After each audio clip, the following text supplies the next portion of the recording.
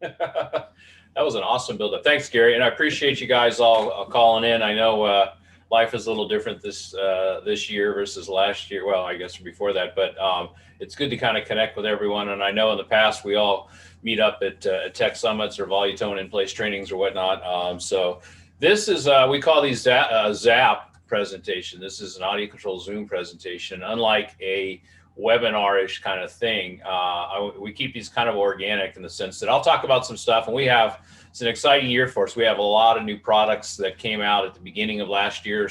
Some you may know about, some you may not. So it's a good chance to review that. But at the same time, with Gary's help, we'll be able to handle some Q&A and kind of talk about, what's behind the scenes and things like that. And, we certainly appreciate our partnership and relationship with folks at Volume. It's been probably 20 years in terms of our business together. And, they do a wonderful job of representing us in those markets. And obviously supporting you guys. That's what I always like to hear when dealers tell me, oh yeah, I work with Volume because these guys, or Scott does this, or Jason does that, or Kenny does that, or whatnot. So I think that's an important value. So just a little background about me. So most of you I may have met at various events. That's me about 15 pounds ago, pre-COVID, I guess. But I've been with the company for about 28, 29 years. I actually came up here from Southern California a long time ago, long story and whatnot. So, but really been blessed to kind of work with AudioControl. It's a company that's, we focus on performance. And, we're based up here in Seattle. This is what Seattle looks like, albeit this is in the summer when it's not raining and there's no looting or whatever we've had go on this year. But pretty place. And this is where most of our manufacturing is, our engineering team and such. So we are a U.S. company, with U.S. roots and made USA. Some of you may have been up here at some point. We like to do factory tours. A little quiet on that subject right now, but just to kind of cover, because there's a lot of companies that, whether it was Carver or Mackie or Sunfire, where they've had audio engineers and people that have been involved there and involved with our company too. So there's a lot of performance roots and background, I guess, in terms of on the music side of things. So the company's been around. Just for quick background, some of you guys probably may know this, but for the new partners here, 44 years. We started originally in 77 making equalizers, and I'll show you one of those in a moment here. And yeah, you can see here, this is our manufacturing facility. That's Brandon, one of our product managers there. And that's Josh, one of the assembly techs. So we do build and design. Some products we are totally vertical, from stuffing circuit boards to assembling chassis and so forth. And other ones we work with partners on crazy things like HDMI and drivers and stuff. So so what you're getting when you're buying a product from ours, obviously, is performance. And if you've been to a CEDIA show or a tech summit or any of those where they have demo facilities or demo rooms and demo theaters over the last few years, I got to tell you, we've been really kind of blessed in the sense that a lot of speaker companies these days have always utilized AudioControl in their demos, whether it's a Triad speaker system or a Origin or a Stealth or something along those lines. So Dyne Audio, companies like that, where, they're a performance company, they want it to sound as good as possible. So they latch onto our products, particularly our amplifiers and processors, just because of the performance side of things. So that's something I think that's been a good thing to hang a hat on, especially when you're talking to your clients about, picking and choosing brands and why to use it. And, like I said, speaker companies consider us speaker agnostic because we can help all speakers sound better, whether it's the equalization or it's the power level that's built in. Those are all things we're focused on. So when you're selling AudioControl to that client, especially right now, I mean, we've all seen the world change a little bit.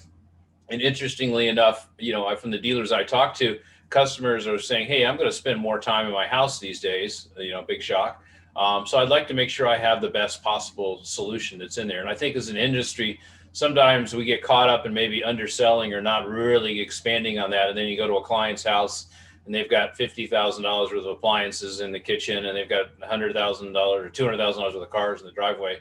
And we end up selling them a $500 something. That's probably not really doing them justice. So I certainly encourage you, when clients come to you, is to maximize performance, particularly from the audio perspective. So this is kind of where we started life. Some of you guys may recognize the little guy in the top here. That's the 520. And this is a little simple 5-band EQ, a couple pieces of wood bolted on the side of it. And I bring this up because at the CEDIA, virtual CEDIA event 2 months ago, this product was actually indoctrinated into the CEDIA Hall of Fame as one of the products that kind of helped kick off the industry. And this little product, we had dealers or customers would buy speakers, and they would take the speakers home, and they put the speakers in the corners of their house, and they put the speakers in different parts. And they wouldn't get the sound that they expected. Sometimes the speakers would sound like this, or sometimes there'd be not enough bass, and a lot of that was because of the location. So equalization was one of those tools that kind of helps balance out locations. Well, you fast forward the industry a few years, and all of a sudden, a majority of what we are doing with architectural speakers, indoors, outdoors, etc., have some background issues, in terms of where the sound is and where the locations are. So equalization becomes a stronger and stronger tool. But we had dealers come to us out in that standalone EQ and say, hey, we like products like this, but it takes up a lot of rack space. And back in '92, when I started with the company, I'd go, wow, what's a rack? We find out that products need to fit and take up a certain amount of space in a closet or a hallway or whatever. So we took this equalization, we wrapped it around a really high power amplifier platform, and I'll expand on that here in a few minutes.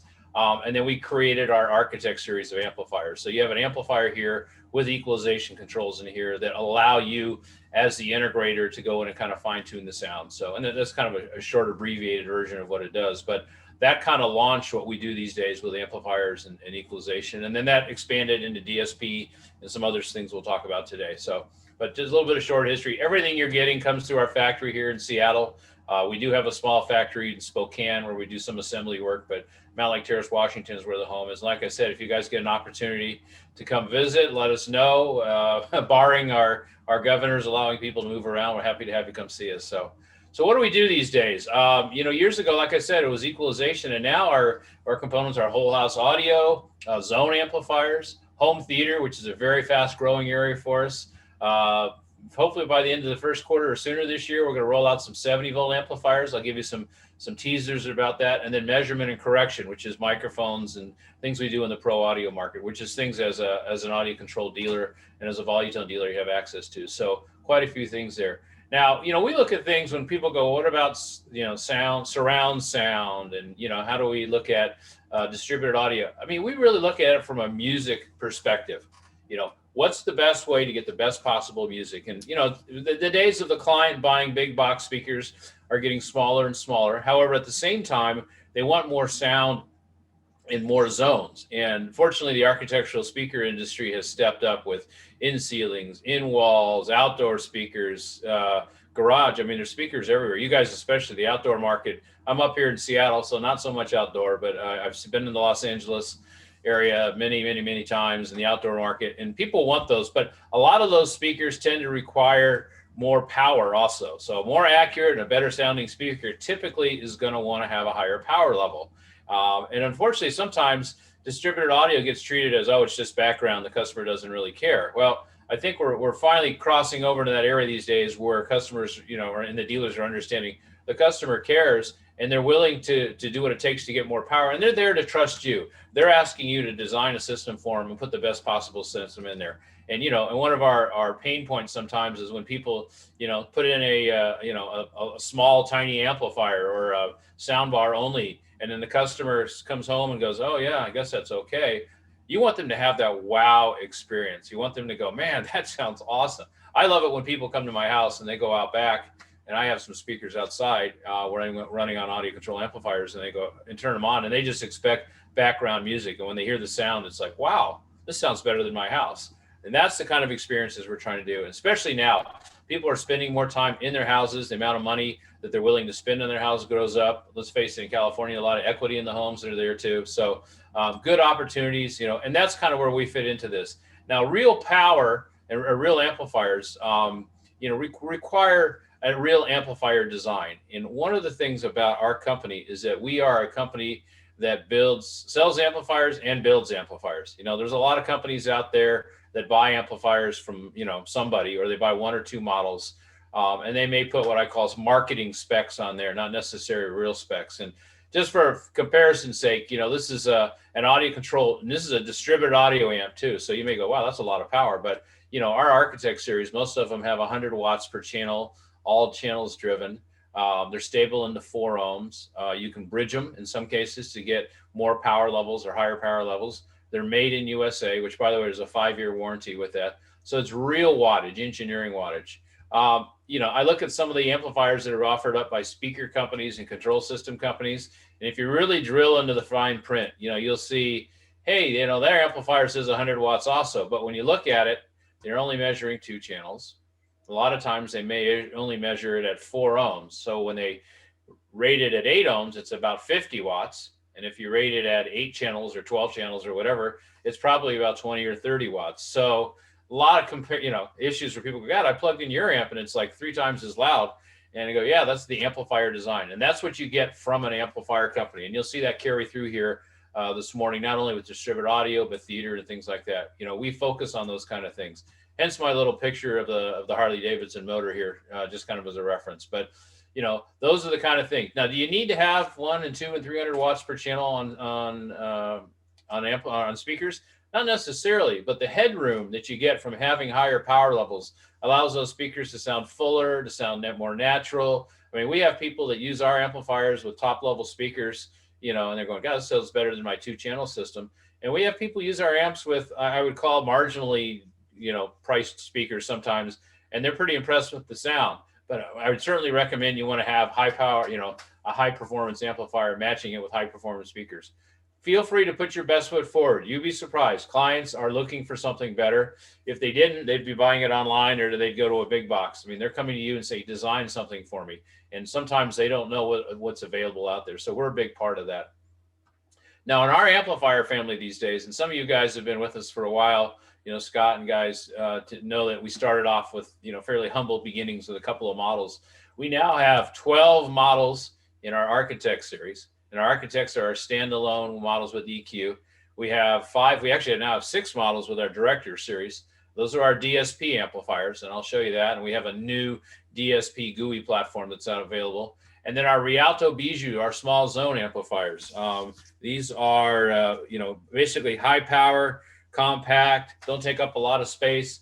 We've seen a few copycat products over the years, some of these, but then people take ours and plug it in and realize, wow, that's a little 100 watt per channel, half rack, 1U product. So, and if you guys have not had a chance to listen to an AudioControl amplifier, I would certainly encourage you, if nothing else, listen to a Bijou or Rialto, because this amplifier design, the 2 channels, you'll see that same kind of design built into our DSP and our Architect series, albeit 2 channels or 12 channels or 16 channels, or depending on whatever. So we'll expand on that.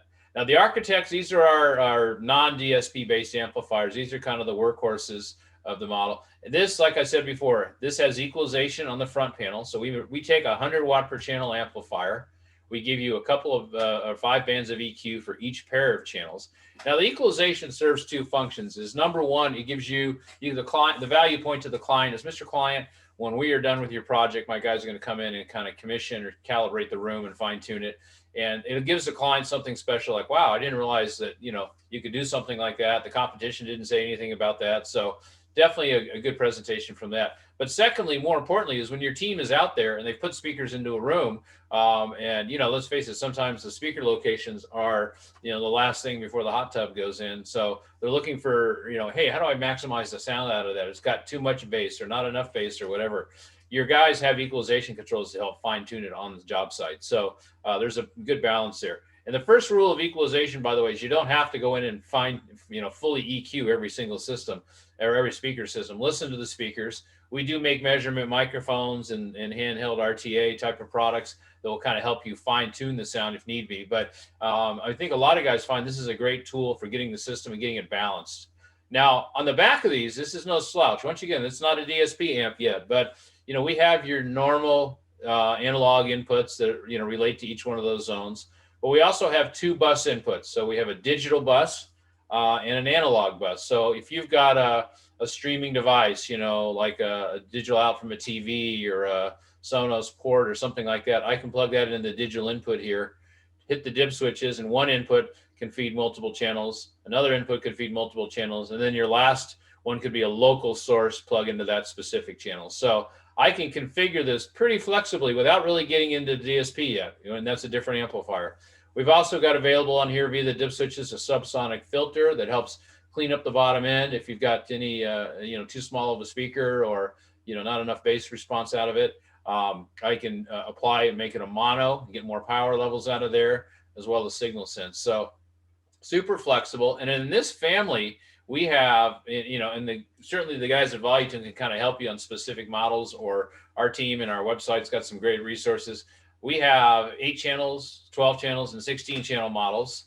And they are 100 watts per channel into 8 ohms, double that into 4.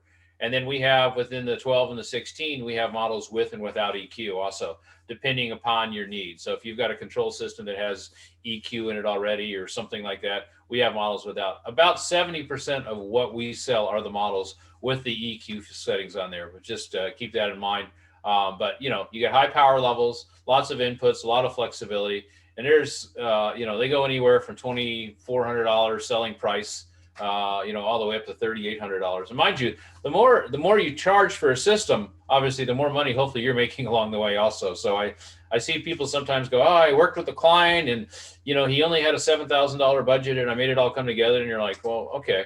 A lot of times the clients don't know how to create a budget for their AV system. So I think you got to walk through and find out what their expectations are. And then based on that, you can sell them into that particular model. So, but the Architects are a great model. This has been a family of ours for quite a while. The newer models now are all, we went from, if you remember us from a few years ago, we went from 4U to 3U, and now we're down to 2U and 1U. I don't know if we'll ever come up with a 0U. That makes it a little challenge, but we've certainly got some good flexibility on that side of things. So, but the Architects are great workhorse amplifiers. Now, from the Architect family here, we go to our Director family. And the Directors are DSP-based amplifiers. And this has been a huge growing category for us over the last few years. And this is an exciting period because right at the end of last year, we introduced a new GUI or interface or format that I'll show you here for the Director amplifiers. So you go from your basic Architects, which are multi-channels, to the Directors. Now, within the Director, there are 2 families. There's an M series, which are matrixing amplifiers, which means if the client is using a Control 4 system or a Crestron or a Savant, we actually have drivers. I can do full audio matrixing, and we'll expand on that here in a moment, to take inputs to outputs. And then we have a Director D series, which gives you full DSP control and equalization like you'll see in these GUIs, but without the matrixing. So it's cost you a few bucks less in case you're doing the matrixing upstream. So all new, you'll see obviously on the Director here, there's no EQ on here. It's all LEDs and such. Everything is done through the interface and through the GUI here. This is an IP controlled amplifier. So I put it on a network and I have the ability to log on and fine tune and adjust it. And this allows for some pretty cool flexibility, whether, with or without control systems. And we'll talk about that side of stuff here. So big changes this year. Number one, there's a new graphical interface for the Director. And I'll get into that in a minute here. I've got a Director on my network. I'll show you. So it's certainly a lot easier. Instead of having a bunch of tabs, we now have a single screen that allows you to get to most of the units. Secondly, we have a built-in pink noise generator, so I can turn on pink noise and play test tones through all the speakers right out of the Director. So if you don't have your source units hooked up, it's a good flexibility from that. And then our SDS circuitry, this is a priority input, so I can select one of the inputs on the Director and say, hey, I want that to be the doorbell or the phone system input. So whenever a signal shows up, it'll wake it up, it'll play through that input, and then you can select which zones you want it to go out to. Whether you want that to go to all the zones or just the baby's room or not the baby's room or whatever. And then we have graphic and parametric EQ in here. I'll show you. And we've added some more bands on those kind of things. And then on top of that, if you haven't used a Director, I mean, it's got a lot of secret sauce in it. The high and low pass filters, AKA crossovers. I mean, I can take this amplifier and this family and say, you know what? I can make any channel do anything I want. So if I want them to be full range channels, I can do that. If I want them to be, some channels are high pass and some channels be low pass, I can do that. If I wanted to, I've had people use it as a full subwoofer amplifier. Let me jump the screen here and then I'll come back. So if you got something like this, where, hey, I want to have one amplifier. Maybe you normally would have, because people look at this and go, well, I normally do that with 3 amplifiers. Well, you could take one of our 16 channel amps, and this is the 6800. This is 100 watts by 16. And I'm using 2 channels to drive outdoor speakers, full range.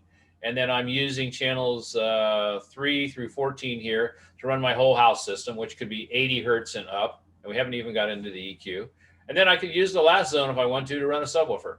Or we have just now have subwoofer amplifiers too. So I can repurpose the channels on the amplifiers here to do some pretty cool things with that and kind of build upon it from there. So I am going to show, since we have the opportunity here, I'm going to jump from the slides to my new director software. Hopefully you guys can see the GUI there. So this is the director, and I'm logged on here directly. And as you can see, we used to have a lot of tabs. Now we have menu screens where I can get to things pretty straightforward from here. First and foremost, I have the ability to go in here. I can name the amplifier. And that means when I can find it on the network and see it. So we'll call this Volume amp, but we'll call it Gary's amplifier in honor of Gary for putting all this together. So that's our matrix. So I can label that. It makes it easier to find. Now my input sources, I can label them.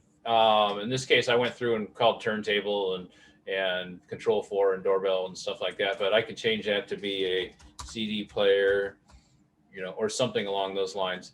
Now, what's really cool, though, is above and beyond naming these, is you'll see next to them is the input voltage sensitivities. And Scott Yeager will certainly appreciate this one.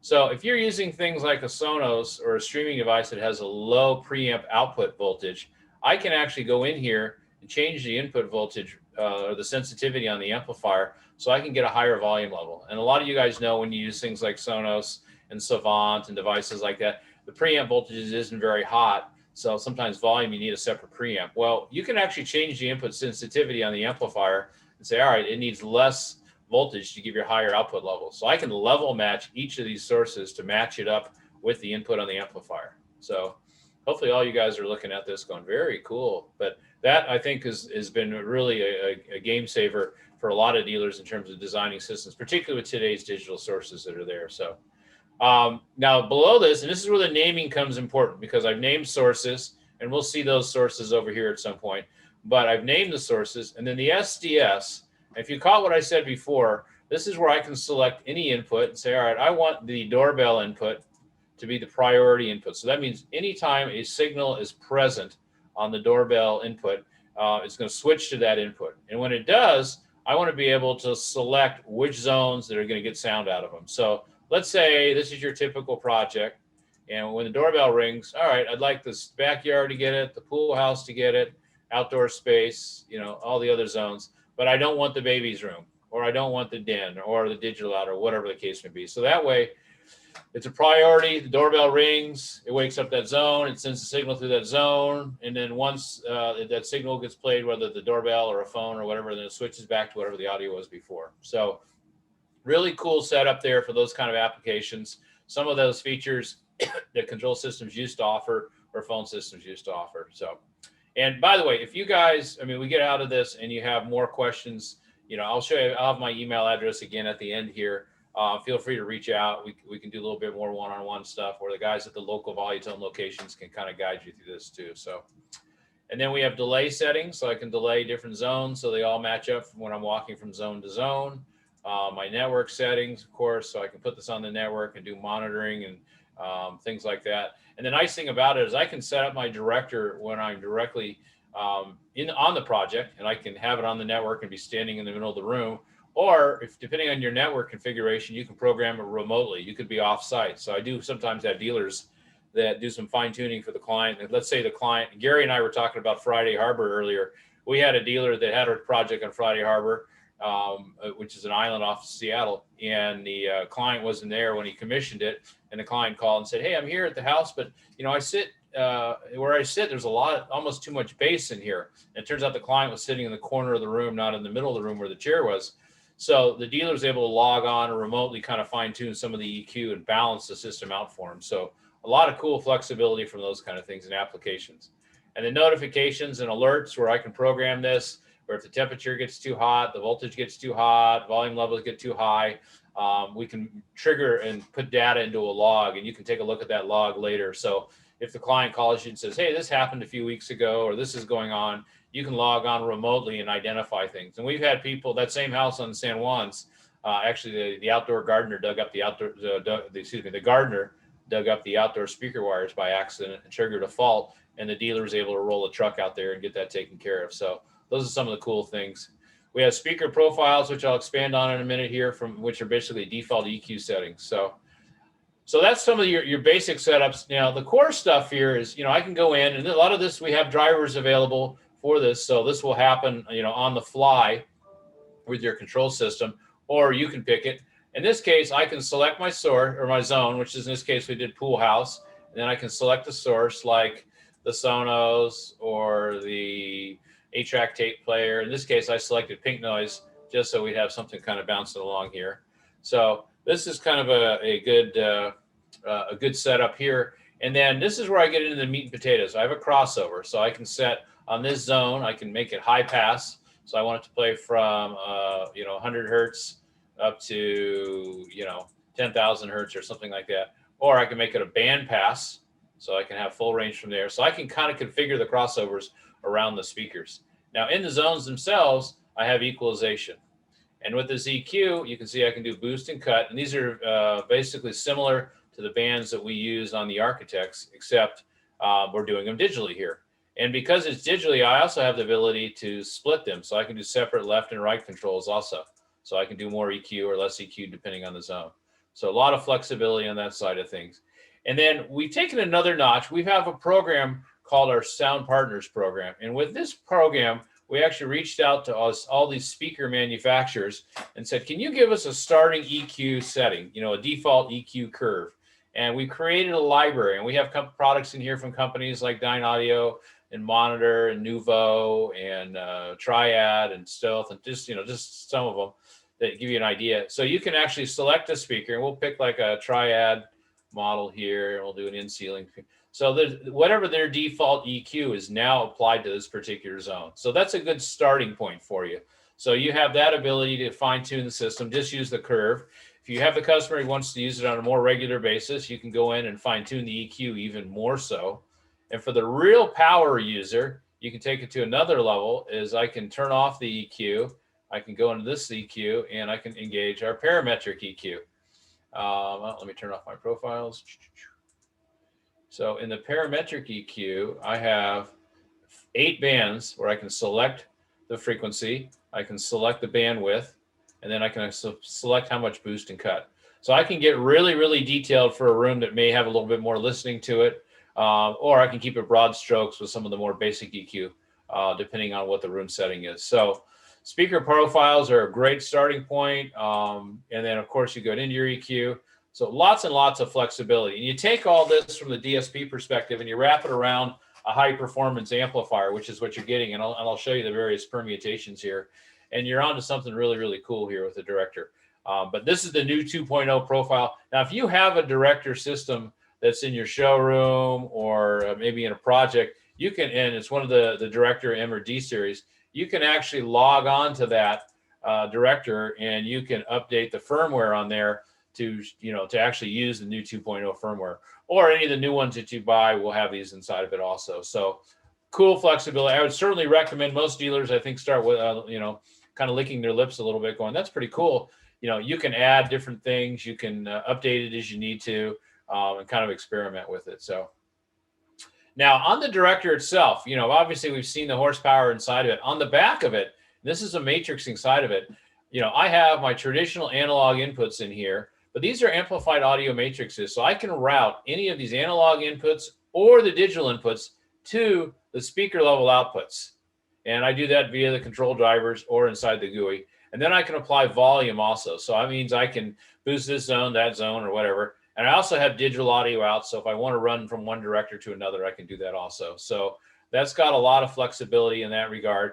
And this literally, like I said, is an amplified audio matrix. So this application comes up where people, for instance, a Control 4 system, and you can see the same kind of thing in a Savant kind of system. But, a lot of cases you end up having a standalone audio matrix and then a standalone amplifier. I'd like to think we make a better amplifier than most folks out there. But so this is a project where you would need to have 2 pieces of gear.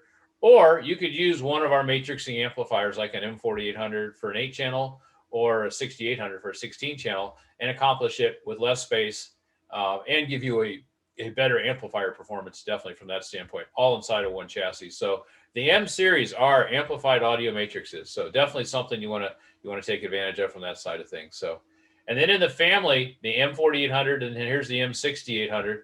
The 4800's got analog ins plus 4 digital inputs, so a lot of flexibility on that side of things. And we'll talk about some other things I can do with that here in a moment. And then our Director 16-channel And this has got analog plus pass-throughs, so I can loop to another one, digital audio inputs, as well as the digital zone outputs. One option we're looking at down the road, by the way, you'll see in the future in these, probably Q2, is a Dante port. And those of you familiar with Dante will allow you to have one amplifier talk to another amplifier over a single cat cable. So, but look, that'll be kind of wet your whistle for a future training from that side of things. These are all the custom profile companies we have in here. And by the way, if the speaker company you use is not in here, you can go in and create your own EQ setting on the first project, and then you can save that as a template, and then you can use that in projects going forward. So maybe it's not in our library, but it's something that you'll have in your library and uses your setting, and you can upload those templates and save them and use them for future projects from that going forward. And then in terms of control for the M series, we have drivers available for Control 4, Crestron, Savant. We're actually doing, our big partner with the folks at Josh. So if you're doing any voice activation, you can do those kind of things, as well as Elan and URC. So lots and lots of flexibility. Nice little endorsement here, by the way, from a dealer. And this is somebody who used it as an amplified audio matrix in a commercial application. This was an art studio down in Texas. They didn't have a lot of space. They worked with our Control 4 system and a couple of sources. And I believe in this case, they're using James and Origin speakers. So good applications. Now, because of the inputs and the outputs we have on here too, here's a couple other things and applications that pop up, like on the Director. I know you guys, Volutone does a lot with Sonos and other streaming products. I mean, we do have customers, I call them NCS, no control system, and these are folks that are saying, hey, you know what? My client wants good audio performance, but maybe not all the dynamics or too much control. I don't want to get it too complicated. And in some cases, they want to be able to control their system with their local iOS device or whatnot. So in this case, the little demo, a picture I have here, this is a Director amplifier with using the digital audio inputs, and we take the digital audio outs of the Sonos ports. We run those into the Director. So now you can use your tablet to control volume and source selection and things like that, and then let the amplifier, you fine tune it for each of the zones, and you can use the volume inside the amplifier, or you set that at fixed, and then the client now is just doing everything with their tablet. So this is a way to make money with Sonos, where you can certainly sell the client the ports, but you can sell them better speakers and match them up with better amplifiers. So I think it's a win-win, because there's certainly customers out there that like what goes on with Sonos, and there's customers out there that, I want to keep it simple. And sometimes if you're doing a smaller project, or maybe you're not doing cameras and lighting or whatnot, and the client just wants to have good audio performance, this is a great solution from that standpoint. So, and like I said, there's a whole family of these models, and we can, help guide you into which model makes the most sense, for the projects that you're working on. Certainly the guys at all the Volume locations can guide you, our website. And if you ever get a chance, if you need to, you can call our offices. We usually have human beings that answer the phone, not so much voicemail. So there's several different options there. And as like I said, we have our M series, which are matrixing. And if they say D series on them, I don't have a slide on that one, but D is just dedicated amps. So they have all that equalization I showed you, the speaker profiles, the GUI and so forth, but they don't have matrixing or volume control or anything like that. So a couple bucks less in terms of pricing. Just because usually the matrixing is done inside something else, but no sacrifice certainly on the amplifier side of things. So, all right, let me pause for a moment here. Gary, I don't know if I saw the Q&A thing pop up, a couple of things. Anything I should dive into here? Wow, yeah, so far it's great, man. Seeing that Director GUI and the profile is super cool. I loved how you could change the voltage input too. That was really cool stuff. Of course, yeah, guys, start typing it in. Let's start hitting the questions if we can. Jaeger, absolutely. That's asking, can you mono sum the zones? Yes, you actually on the Architect and on the Director, there's a tab on there for monoing those zones. And then you can bridge them also to get higher power levels. So, and the applications for those are whether it's for subwoofers, or let's say you have one speaker in the hallway and one speaker in the bathroom, having stereo becomes more of an issue than a benefit. So, but you have the ability to do that. Bruce gave us a surf report. Yeah, he's got to interject in. Love that. Let's see. I wasn't kidding. Your ocean. SoCal. I know. I think the Washington oceans, we probably have higher waves, but colder temperature, definitely. So, I got Carmen. a dealer, Carmen. Carmen's from Custom Plus up north. Carmen, thanks for joining.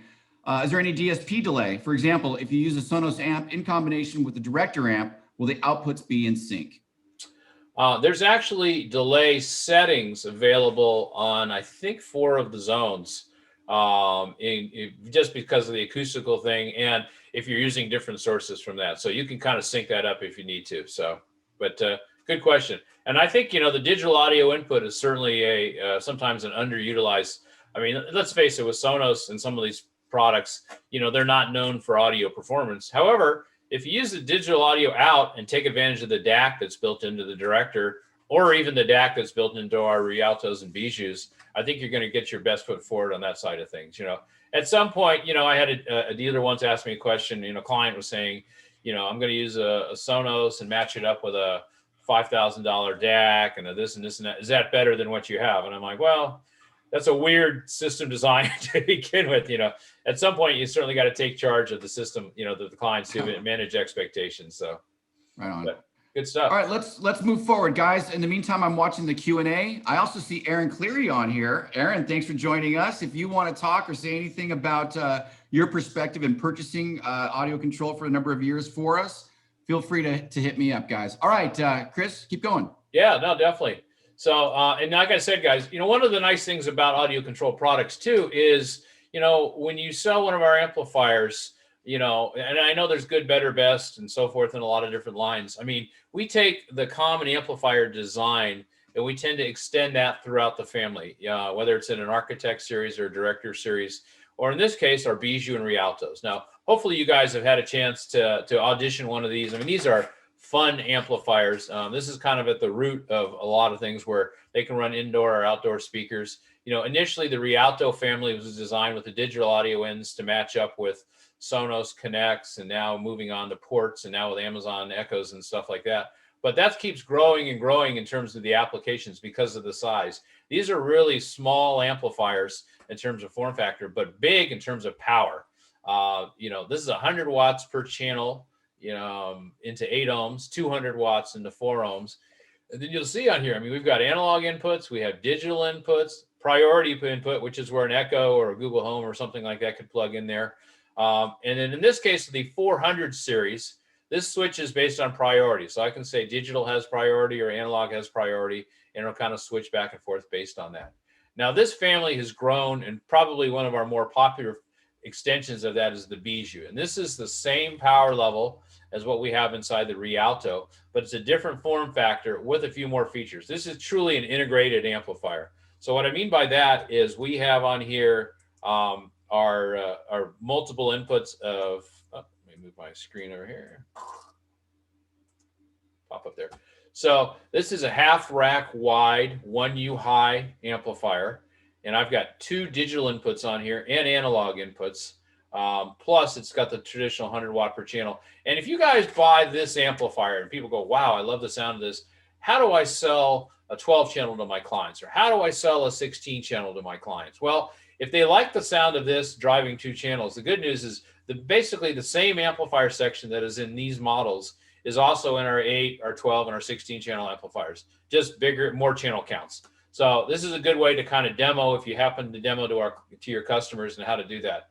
Now, the Bijou, because of its small form factor, I mean, it's literally the size of a cigar box, an 8.5 by 11 sheet of paper, but it allows you to put it in a rack. So you could put it side by side with itself in a rack, or we have back box options, although I think Volume sells some nice back box options, or you can put it behind a cabinet or down in a wall. And the thing about this, people don't realize, is when I say it's an integrated amp, it's controllable via RS-232 or IR. We have 2 digital and analog inputs.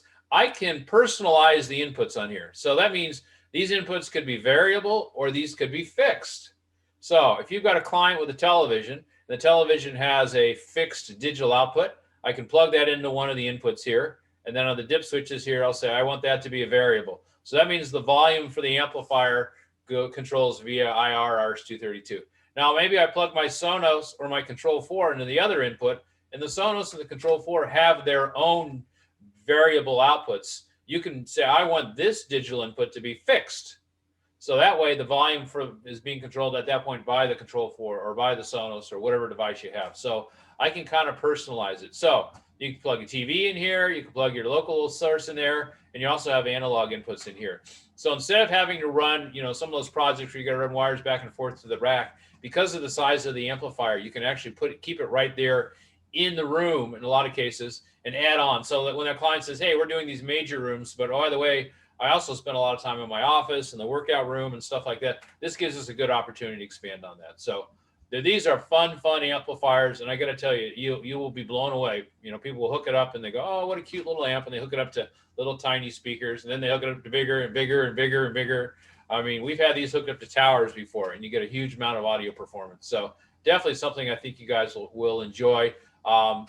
Still a fast growing part of our business that's out there, and don't let the size of it deceive you, because I know there are less expensive models that are out there, but look at the power levels. I mean, this is a 100 watt per channel amp with a DAC versus some of the ones that are 20 and 30 watts. So you certainly don't want to undersell your clients there. And as you can see, I mean, these are good price points. You guys make good margin on price points too. So, I mean, the more you sell, the higher you're going to make from that too. All right, now from there, let's go into an area that's really just been a killer category, I think, for everybody, and keeps growing for us, is in home theater processors and receivers. Now, we have been involved in this area for about 15 years, and there's a lot of dynamics in terms of channel count and HDMI and things like that. That you continue to have to stay involved in. And this year we introduced our new X series. Had a pandemic, so we decided what a good time to introduce new processors and receivers. So, but this has been an exciting move for all of us. These are all 16 channel processors, with the exception of one that's a 12 channel, but these are 16 channels, so they can support all the new Dolby Atmos, DTS:X, IMAX, Auro 3D for those that are doing that. But the thing about the 16 channels is 4 of them are actually mappable. So maybe you're saying, well, I don't do a lot of 16, but I do 7.1, but I like to do 7.4 or 5.1 or something like that. So new for the models is we've actually taken, instead of having an on-screen display, we have a web GUI. And I can log on to the processors through the web GUI and actually go in there and assign different speakers. So I can say, I want these speakers to be the main speakers. I want multiple subwoofers. I want to have discrete subwoofer outputs with slightly different EQ settings on each one of those, which is huge. We're seeing more and more theaters, where maybe the client doesn't want to have a big 18-inch woofer, but they'd like to have good bass. So maybe you put 2 or 3 8-inch or 10-inch around there. So the mappable outputs allows you to do that. The web GUI allows you to have the unit down in a rack, but then you're able to control it and monitor it up in the listening room itself. So from a custom installation standpoint, it's super, super flexible on that side of things. So mappable outputs, supports all the formats. We support 4K, HDMI 2.0B, I believe it is, and HDCP 2.2. And for those clients, I'm sure before you click on your Q&A right now that ask about 8K, we will make available an 8K board upgrade. I don't know what the cost and all that will be. Quite honestly, once 8K becomes reality in terms of passing audio. Now, we have eARC inputs on here too. So a lot of the early 8K people are game people, and gamers are plugging their sources into their TV. So you can take the eARC output out of your TV and plug that to the eARC input on the processors and facilitate contact from there. But if the processor companies, take it to that next step, if your client's worried about, can I get 8K? I mean, reality is going to be years before we see content of any substance, but it's certainly something that's out there. Now, we take what we've got built in from a processing and the new GUI, and obviously the sound performance that people have always liked. And really the secret sauce that you'll see on a lot of it these days is the new Dirac Live room correction. Now, there's a lot of room correction systems that are out there. And I'll be honest with you, being an equalization company, we had companies that would, there would be auto EQs that would look for peaks and dips and kind of address those. And then the rest of the system stayed the way it is. The auto EQ systems get you so far, but a lot of times you end up with an experience that's a little different, not necessarily better or worse. Dirac was the first system that actually takes measurements and allows the system to all arrive sound at the same time. So it deals with things in time and in level. And then once it does that, then it does an auto EQ. And then it's really kind of cool because you have a selection where you can put microphones in the listening room. It captures the data from each of those spots, but it takes about 30 minutes. You can create your own target curve if you want to. And then it takes the auto EQ, or it takes your target curve. It takes the room measurements and it uploads those to the Dirac server. And then Dirac actually creates the inverse curve and downloads it back into the processor. And now you have your target curve, or your starting curve.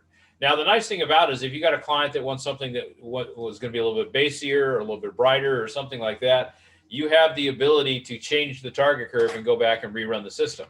So, and you can have, I believe, 3 different settings that are in there. So if a client wants to have a nighttime mode or a couple of different, curves, we have people sometimes that want to have an audio curve and then have a movie curve on top of that or something like that. You have that kind of flexibility. The Dirac software you download from our website, that we provide a microphone in the box with the receiver and the processor. So you have the ability to do all that. There's a license, which is all part of this also. And if it's the first time you've done this, the system, or you've done a Dirac, feel free to call our tech team and make an appointment. And what they can do is they can team viewer into your system and kind of walk you through the steps to do it. Ideally, you do try it out ahead of time if you haven't done it before you go out on a project. So I think that's a good starting point from that standpoint. But it's one of those systems that when it's done properly, the Dirac experience is pretty amazing. And the new Dirac on the 16-channel models also provides the bass control module. And what that does is it helps you actually matrix the main speakers with the subwoofers and kind of blend them together. You can do that independently. So that's a new Dirac feature that came out this summer that's also built in with our processors and receivers also. So a lot of flexibility on that. It gives you the benefit of doing that calibration for the client. And at the same time, everybody likes a calibrated theater. You just don't want to go out and spend, 14 days doing it. You like to have something that's a little bit more definitive. So pretty cool from that. Now, within our family, we have 2 pre-pros and 3 receivers. Now, the pre-pros, certainly our positioning, there's a lot of, fairly entry-level products from Japanese companies out there, albeit in short supply these days. But and those are typically, $1,000, $2,000, whatever kind of things. And then at the uber high end, you get in the $15,000 to $20,000 and a $30,000 preamp. So our positioning has been right in the middle of that as a step-up product. So when you're going to sell a $5,000 or $10,000 speaker system, it's nice to be able to do that and sell a processor or receiver that's complementary to that. You don't want to sell a $1,500 receiver if you're going to sell a $7,000 speaker system or something. So our pre-pros and receivers fit into that. On the X series, these are all balanced inputs and outputs, as well as RCA outputs for other things. We have wireless connectivity now, which is new for the processor receiver side of things, and full IP and RS-232 control. Now, if you go to operate one of these, I would recommend you go to our website and you go to the knowledge base section. And in that knowledge base section, you'll see a lot of Q&A in there about how to get the system set up the first time, how to do a Dirac system the first time. So these are articles that our tech team writes based on questions they get from the dealer. Yes, you should read the manual, you should spend time with it and do all those things, which is important. But these are certainly key parts, I think, that come from that. So now in the X series, we have a pre-pro, the X7, which if you had our M9 or experienced that in the past, it's based on that kind of platform, but with more channel count and outputs. The new X9 is kind of a step up. This is our premium receiver. This is sells for a little under 10 grand. And what we did is we took our traditional, platform there, and we're actually using a higher end DAC. It's the new ESS Sabre 9038 Pro. I know that's a mouthful, but trust me, if you go out and Google that, there's a pretty cool white paper out there from ESS about the performance level of that. So, but it costs a lot more than traditional DACs. It's got huge dynamic range. It's tiny measurable THD. And what I would really lean towards is you've got that client that says, I want a really good 2-channel audio system, but a surround sound theater system at the same time. The X9 is a perfect fit in that regard because it gives you that high performance 2-channel experience. Plus it gives you full surround sound capabilities. So really kind of a good match there, plus the Dirac and all the room calibration functions. Oh, and here's a bigger picture of it too, so you can see that. On the receiver side of things, some companies use lesser quality parts and pieces. I mean, in our receivers, you're getting kind of a standard in terms of the HDMI connectivity and so forth. But our differences are really relative to the amplifier side of things.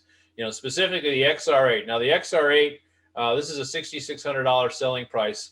And this is a full Class H, high current amplifier. So it'll put out 200 watts per channel into 4 ohms. It's probably the biggest power receiver out there that I've seen. So definitely, and that's all channels driven too. So it's definitely different than what I think you see from some of the other products that are out there. It's not, quite honestly, it's like having separates, but without necessarily getting to the amplifiers. So super high power levels from that standpoint. Its little brother, as we call it, is the XR6, and the 6 is 100 watts per channel. That's a traditional Class AB amplifier. And that's probably where a lot of the traditional Japanese receivers start or try to get into from a power standpoint. So, but it allows you to get into an audio control product at a good price point. And then new for us this year, we got into a model called the XR4, and this is a 12-channel unit. We're trying to come out with a price point under $4,000. And this is where clients said, I don't want to be able to put audio control in there, but I don't necessarily need all the channel count from there. Now, the power levels I get a lot of questions about that. People look at that and go, God, it's only 60 watts. Is that enough? I've had people that are using the Japanese receiver from somebody that's rated at 110 or 120 per channel, pull that out and put it in XR4, and they're like, holy cow, they're blown away. Because, we're rating ours at that lower impedance or higher impedance, all channels driven. So you're definitely going to get higher power levels from that. Allows you to hit a pretty good price point, as well as provide all the audio benefits that come from a lot of our products there. So we've got a really good family from this standpoint. Needless to say, our theater business is on fire these days. So, people are just, looking to gobble stuff up for their rooms and projects and stuff. So there's a little bit of lead time on receivers right now. As you know, a lot of the world has gotten crazy on this stuff. And Volutone is one of our premier customers. We try and prioritize for you guys as much as possible.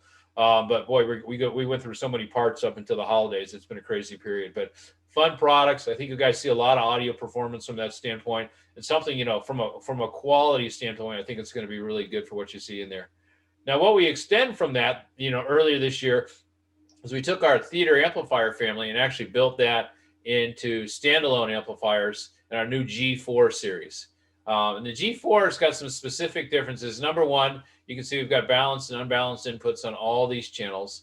Number two, these are all high current Class H amplifiers, and they put out 230 watts per channel into 8 ohms, about 300 watts into 4 ohms. And what's new for the G4, if you happen to use some of our G3, is I can actually bridge channels together. So I can bridge 1 and 2 together, and I can bridge 4 and 5 together. So if you've got a client that's got a high-end theater system, but they have the left and rights are they also use it for their main audio channels for a 2-channel, you can use the G4 amplifier channels to do that also. Watts per dollar. I mean, we do really, really well because, you can see the amount of power level and the performance from, you can do worse things than sell a made in USA Class H amplifier. But good price points, 5-year warranty and high power levels. And one of the new ones too, by the way, that got us into a different space is our Avalon. This is kind of a fan favorite. And this is a 4-channel unit, but I just got to tell you, you got to really, unless you dive into the back of it, your 4 channels can actually be bridged to 2 channels, which is pretty cool. And my 2 channels, I can have a 2-channel for satellites, and I can have 1 channel for a subwoofer, or I can bridge 2 of them for a high-end 2-channel. And then I have high pass and low pass crossovers on here too. So I can reconfigure channels to do different things and run to different outputs and set it up like that. So it's great for that sub-sat system. It's great for a high-end 2-channel system. If you're just looking for an Atmos solution as a 4-channel amplifier, it's great for that also. But really a big part of it. And I got to tell you, this is one of those amplifiers for $2,500 that, if you didn't know it, and it was in a big machine box, you probably pay $5,000 or $6,000 for it. So high power levels, sounds amazing. There's been some really nice reviews and awards for it out there, but it's been a great extension of what we're doing from our amplifier family. And then really new for us this year, and this has been super exciting, is the addition of subwoofer amplifiers. And this is where a lot of the subwoofer companies actually told us, hey, you know what, let's face it, most speaker companies will sell an amp, and in some cases it's built, maybe by the same vendor, but those amps are stable down to 8 ohms, maybe 4, and don't have a lot of features on them. Well, our subwoofer amplifiers, we actually design them constant wattage design. So they'll play 8 ohm, 4 ohm, or 2 ohm. Excuse me, I need a little, keep myself hydrated there. So I can run multiple woofers on one amplifier down into 2 ohms. So that's a real value point, I think, in those kind of applications. And then we have balanced inputs, unbalanced inputs. We also have speaker level inputs. So if you want to feed a signal off of a receiver or an amp that does not have preamps, I can do that. A standalone high pass, if you want to use it as a source. But the real and secret sauce to this is the network control. So I can go in and do a lot of the GUI configurations here, you know, because it uses the same platform as we do with our director. So you can go in and set crossover points and EQ settings and things like that. So cool amplifiers. Once again, made in USA, you know, great price points from that standpoint, you know, high power levels. And, you know, the RS500 is obviously a 500 watt one. And then the new RS1000 is 1,000 watts. And we're getting a lot of rave reviews in that regard. So I think this is a real strong area for everyone. And then certainly last but not least, I just want to wet your whistle, and we'll probably do a future training on this once we start launching these products, is we're dipping our toe into the world of 70 volt. And, you know, we looked at this from perspective of, you know, there's a lot of commercial amplifiers that are being sold out there, but, you know, not a lot of them have the residential features on them. So while we have, you know, our CM series, we've designed these, you know, you have balanced and unbalanced, but we also have digital audio inputs. So I can plug in digital sources in here, like Sonoses and stuff like that. So I don't end up with that weird system with cat wiring running all over the place. I can have a dedicated input. These are dual mode amplifiers, so they can play 70 volt or 8 ohms. They put out 750 watts into a 70 ohm or 70 volt application, or 500 watts into an 8 ohm. So I could have one channel run subwoofer, and then the other one could run the satellites. There's going to be 3 models in the family: a 2-channel, a 3-channel, and a 4-channel. So depending on the size of the project and what you're looking to do from there, it's a lot of good application.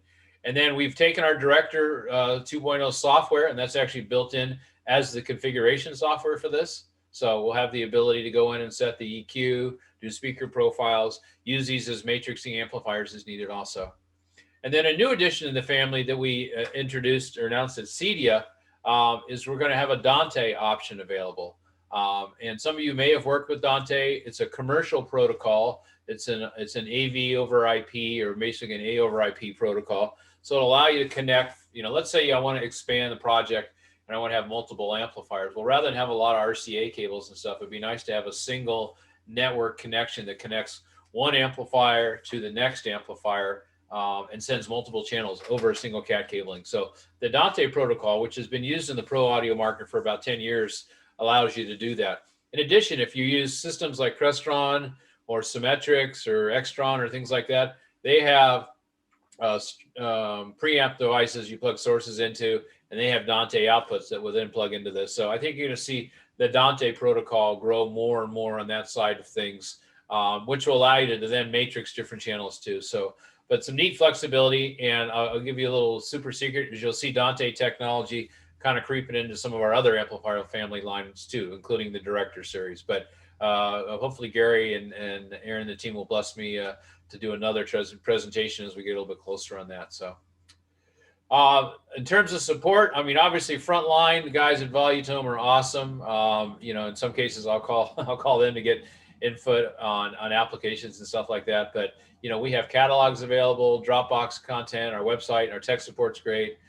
You guys have certainly been gracious with your time today to participate in one of these factory trainings. So we're glad we could connect with that and support that. We have a really good team. Volutome has a great team. We're all in this here to kind of help support you guys so you can do the best possible with the projects you have out there. So, but very excited about that. And, you know, on behalf of everyone at the AudioControl team, I mean, we appreciate, you know, all you guys for your support. We appreciate the feedback. I mean, a lot of the features and the ideas and things we have inside of our products come from talking to, you know, not only you guys as dealers, but the team at Volutone. I mean, you know, the custom install industry is basically putting the intelligence between the products and the clients in a lot of cases. So I think it's really cool to be able to see those products continue to grow from that standpoint and go from there. So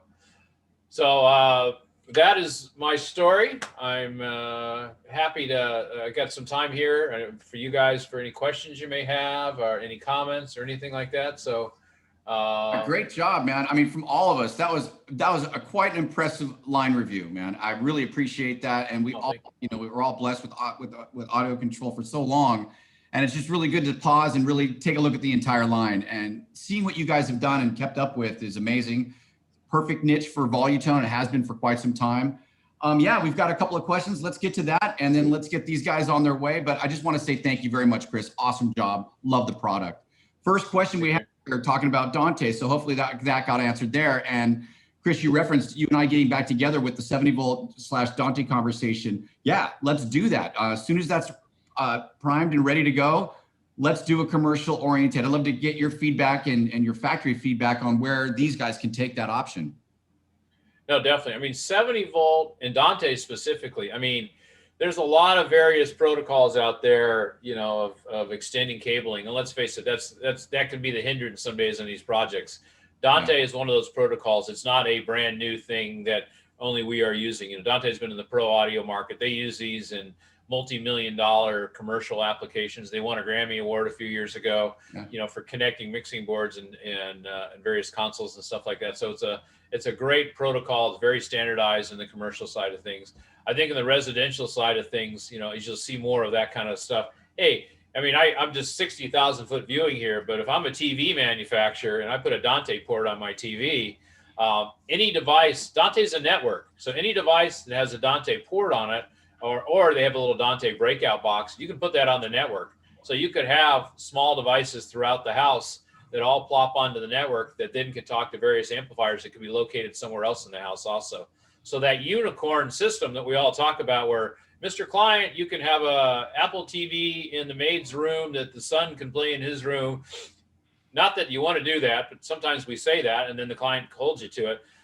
Dante is one of those protocols that could facilitate that to happen on the audio standpoint. So, but yeah, we'll get something together. Actually, the guys who do the Dante technology that we licensed it from with Audinate, I probably bring them in the conversation too, because they can scale that up quite a bit. But it's a very neat protocol. More importantly, it's tried and true, which is something that will, which is, I think, is important for the applications that are out there.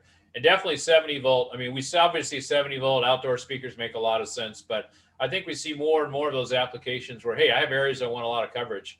Where does 70 volt fit in? I'm doing restaurants. I'm doing, res-commercial projects. I think our 70 volt products are going to fit in there pretty nicely. So precisely. Awesome. Cool. All right. Eric had a good question. Can the BG 600 be controlled with the director software or only from the backup of the amp? No, good question, Eric. Currently, you control the Bijou via RS-232 or via IR, and it comes with a remote control from it. We're looking as our next family of these types of products would have a director, kind of a DSP built into it. And we're also, I appreciate, you can reach out to me offline or online in this. Our next version of the Bijou, we think, will be a 3-channel version, possibly 5, probably 3 amplified channels with some surround output. So if you're doing a sound bar in a TV and, people go, hey, you guys should make a $1,000 receiver. Well, unless you guys can figure out how to help me sell 20,000 of them, it's not going to work for us, But if you take what you really want, in a custom install application, you don't need all the fancy switches and stuff like that and the front panels that you see on some of these receiver products. You want to have a TV, you want to have a high performance speaker system, and you want power levels. So we're envisioning, a Bijou that will have those features on it, plus an HDMI input on it, probably some director control software from there that allow you to take those bedroom and office theaters and make them real theaters. So good question. Got it.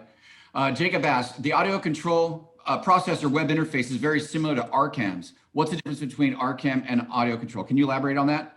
Yeah, I mean, there's a few companies out there, and one of the ways it keeps us relevant, I think, with HDMI is we all reference and work with a couple of the same companies for HDMI circuit board development. So with that, you see some commonality that comes out there in terms of GUIs and stuff like that. So while we think our industry is a huge industry, it's not, and as you guys know, HDMI connectivity and having it work and do the things that you want is super important. So we try and work with the best possible partners, and some of those partners are at the level they are because they do it for several different companies. So people always go, "You're small," I get it. you're a small company. Now we're not small, but we're smaller than a Sony or whatever. How do you stay relevant with HDMI? Well, we partner up with some really good people that understand that side of things and match it around an amplifier platform we built from scratch and deliver what we do. So. Got it. Thank you. Paul was asking about what are the advantages of the XLR inputs and outputs? XLR, particularly the real benefits come from distance. When you're running from point A to point B in XLR, you're going to get a little bit more isolation on the signal level. Now, I mean, honestly, in some cases, the XLR processor, if the amp and the sources and everything are sitting pretty close to each other, you may not necessarily see as much of the benefits.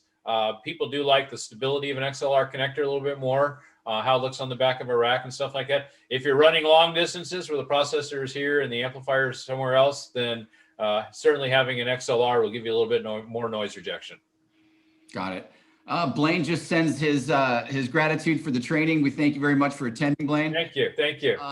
Yeah, guys, I think that's about it for the questions. Great job, buddy. Your contact information there, guys. Remember, I'm going to package all this up with the video, with Chris's slide deck, and with links and so forth to many of the things that we discussed here today, and get everybody who registered an email a little bit later on tonight. And if that's not enough, Chris, man, what are you doing in 6 hours? Why don't we do it? Hey, let's do it again, man. We will be back. So, guys, team members, especially Volume and dealers, of course. Jared, good to see you too. Come back at 4 o'clock, pass it to a team member. We'll do a late night shift. Hey, bring a beer. We don't care. There you go. Coffee in the morning. Twilight session coming up at 4 o'clock. But I think that should conclude it. You know what? This was quarterbacked by Aaron saying, Chris, Gary, you guys got to get together. I am certainly glad that we did this. Kind of an exclusive, and I really like that. Just trying to provide a little bit more, again, exclusivity, a little bit more, and a lot. You talked about your vision in the industry, and I love that. Thank you so much for that, Chris. No problem. I mean, it's a fun industry because what we all learned, 20, 30 years ago changes every 5 years, And I mean, I remember when we first did this, connecting a TV to a stereo was no way. And now you look at where home theater is now, and distributed audio was, a bunch of little rock speakers. And now, the stuff that's available out there, it's pretty cool. And it's neat to see technology carrying that range. So we're super excited to be a part of this. Well, by all means. All right, guys. Thank you so much. I want to give another extra special shout out to the guys in Arizona. Welcome to Volume AZ. That's super exciting. And from all of us at Volume, we thank you guys so much. Always bringing you the best vendors on our weekly webinar series. Thank you so much. Stay tuned into the event section so you can come see more. I got one every single week. Really appreciate your participation. Chris, great job. Thanks, guys. This up now. We'll be back at 4 p.m. today, West Coast. Thank you, guys. Be safe out there. Thanks for Volume.